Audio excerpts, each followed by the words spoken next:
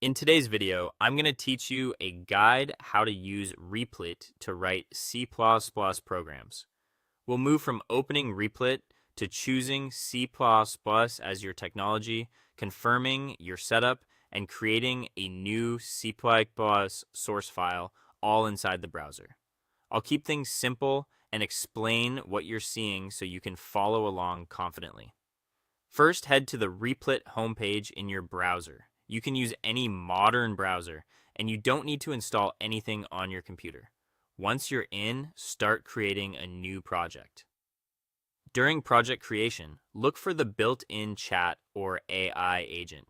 This helper lets you specify the technology you want to use. Simply tell it you want a C++ project. The agent will set up the environment for you so you get the correct compiler, build commands, and a basic structure ready to go. If you already have a project open and want to switch it to C++, you can do that too.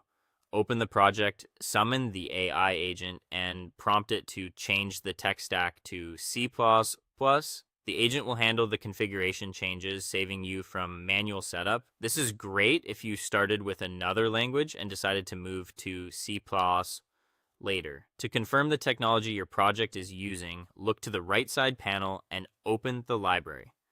This view helps you verify what's installed and what language or tooling your workspace is configured for.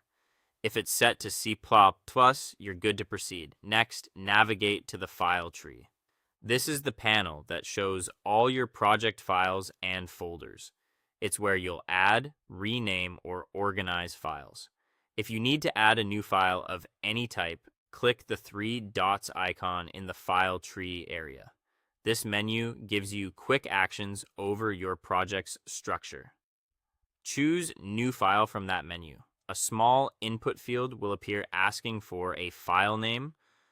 Since we're working with C++, name the file with a .cpp extension, for example, main.cpp.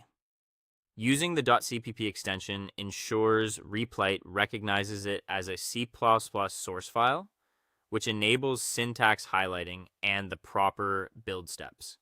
If you prefer to organize your code, you can create additional CPP and H files later, but starting with one .cpp file is perfectly fine.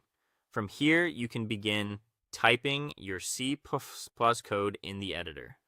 Replit will autosave as you go, and with the C++ environment configured, you're set up to build and run your program directly in the browser whenever you're ready.